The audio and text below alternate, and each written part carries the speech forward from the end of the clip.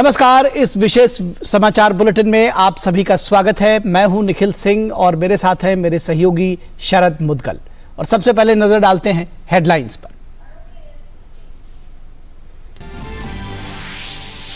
प्रधानमंत्री नरेंद्र मोदी आज video conferencing के जरिए देश भर के 508 रेलवे स्टेशन के पुनर्विकास कार्य की आधारशिला रखेंगे। अमृत भारत रेलवे योजना के तहत 24,470 करोड़ रुपए से अधिक की लागत से स्टेशंस का किया जाएगा पुनर्विकास।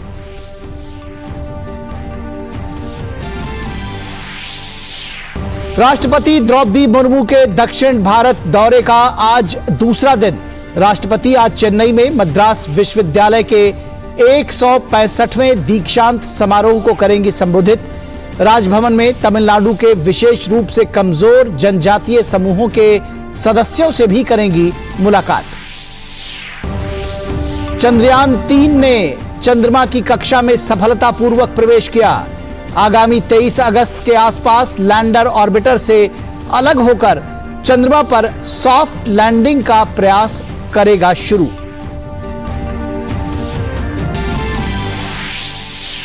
मौसम विभाग ने अगले 5 दिनों के दौरान उत्तर और उत्तर पूर्वी भारत में भारी वर्षा की चेतावनी दी। मध्य महाराष्ट्र के तटीय इलाकों और गोवा में भी भारी बारिश की संभावना।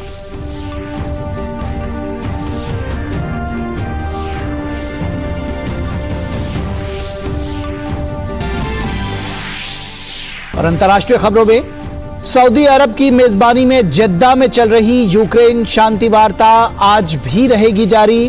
भारत समेत 40 से अधिक देशों के प्रतिनिधि शांति वार्ता में हैं शामिल। भारत की ओर से राष्ट्रीय सुरक्षा सलाहकार अजीत डोवाल कर रहे हैं प्रतिनिधित्व। खेल की खबरों में भारत और वेस्टइंडीज के बीच आज गयाना में खेला जाएगा दूसरा T20 मुकाबला। पहले मैच की हार को भुलाकर टीम इंडिया सीरीज में वापसी के इरादे से उतरेगी मैदान पर।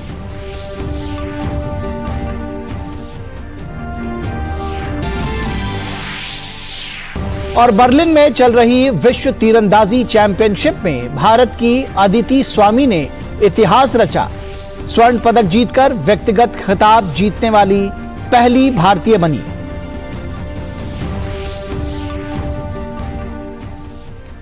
और आइए इन खबरों को अब विस्तार से देखते हैं। प्रधानमंत्री नरेंद्र मोदी एक ऐतिहासिक पहल के तहत आज वीडियो कॉन्फ्रेंसिंग के माध्यम से देश के अलग अलग हिस्सों में स्थित 508 रेलवे स्टेशंस के पुनर्विकास कार्य की आधारशिला रखेंगे। इन स्टेशनों का पुनर्विकास 24,470 करोड़ रुपए से अधिक की लागत से किया जाएगा। शहर के दोनों किनारों को समुचित रूप से जोड़ते हुए इन स्टेशंस को सिटी सेंटर के रूप में विकसित करने के लिए मास्टर प्लान तैयार किए जा रहे हैं। ये 508 स्टेशंस देश के 27 राज्यों और केंद्र शासित प्रदेशों में स्थित हैं, जिनमें उत्तर प्रदेश में 55, राजस्थान में 55, बिहार में 49, महाराष्ट्र में 44, पश्चिम बंगाल में 37, मध्य प्रदेश में 34, असम में 32, ओडिशा में 25, पंजाब में 22, गुजरात में 21, तेलंगाना में 21, झारखंड में 20, आंध्र प्रदेश में 18, तमिलनाडु में 18, हरियाणा में 15 और कर्नाटक में 13 स्टेशन शामिल हैं। स्टेशन भवनों का डिजाइन स्थानीय संस्कृति, विरासत और वास्तुकला से प्रेरित होगा। यात्रियों के लिए आधुनिक सुविधाएं उपलब्ध होंगी। प्रधानमंत्री अक्सर अत्याधुनिक सार्वजनिक परिवहन के प्रावधान पर जोर देते रहे हैं। रेलवे को देश भर में लोगों के परिवहन का पसंदीदा साधन बताते हुए उन्होंने रेलवे स्टेशन पर विश्व स्तरीय सुविधाएं उपलब्ध कराने के महत्व पर जोर दिया।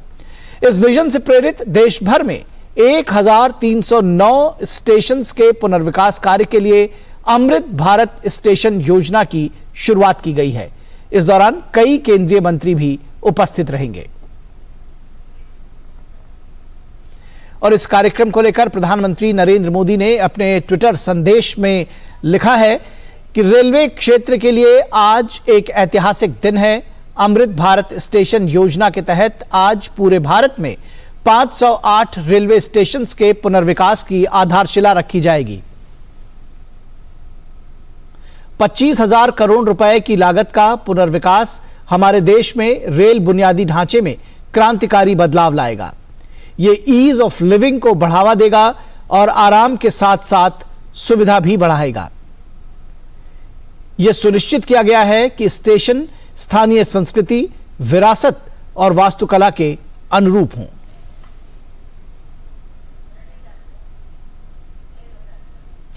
केंद्रीय गृह एवं सहकारिता मंत्री अमित शाह आज पुणे में सहकारी समितियों के केंद्रीय पंजीयक CRCS कार्यालय के डिजिटल पोर्टल का शुभारंभ करेंगे।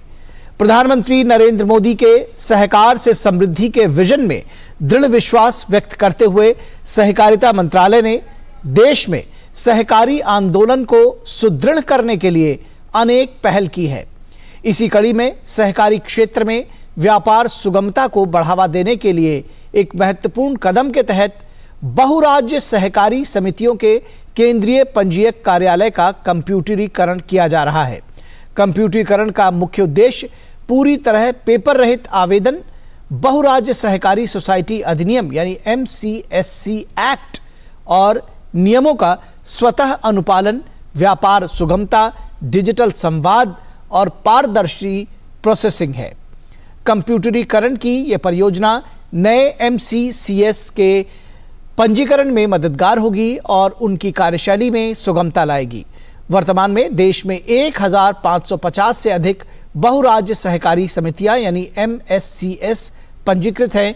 केंद्रीय पंजीयक का कार्यालय बहुराज्य सहकारी समितियों अधिनियम 2002 के प्रशासन के लिए उत्तरदायी है। राष्ट्रपति द्रौपदी मुर्मू तमिलनाडु और पुडुचेरी की यात्रा पर हैं। राष्ट्रपति कल तमिलनाडु पहुंची और आज उनकी यात्रा का दूसरा दिन है। राष्ट्रपति आज चेन्नई में मद्रास विश्वविद्यालय के 165वें दीक्षांत समारोह को संबोधित करेंगी। आज राजभवन चेन्नई में तमिलनाडु के PBTG के सदस्यों से भी मुलाकात करेंगी। महाकवि सुब्रमण्यम भारथियार के चित्र का अनावरण करेंगी और राजभवन के दरबार हॉल का नाम बदलकर भारथियार मंडपम रखने के समारोह में भाग लेंगी। राष्ट्रपति 7 अगस्त को जवाहरलाल स्नातकोत्तर आयुर्विज्ञान चिकित्सा शिक्षा एवं अनुसंधान संस्थान JIPMIR पुडुचेरी के लीनियर एक्सेलरेटर का उद्घाटन करेंगी। वे बिलियानूर में राष्ट्रीय आयुष मिशन के तहत 50 बिस्तरों वाले अस्पताल का भी वर्चुअल रूप से उद्घाटन करेंगी और पुडुचेरी सरकार द्वारा उनके सम्मान में आयोजित नागरिक अभिनंदन समारोह में भाग लेंगी।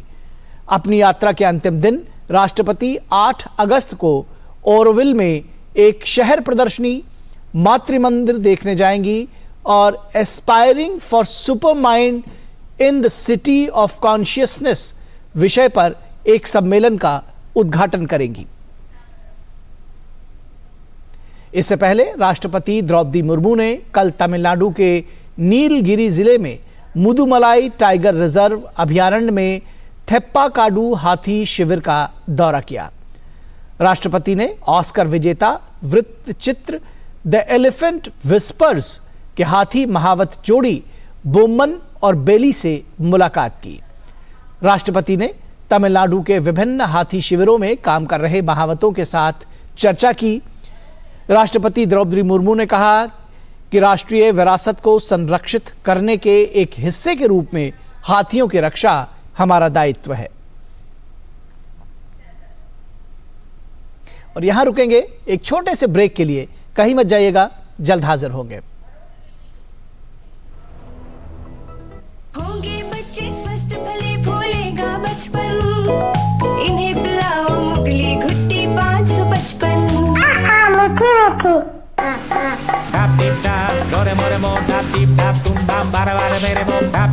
अबे देख,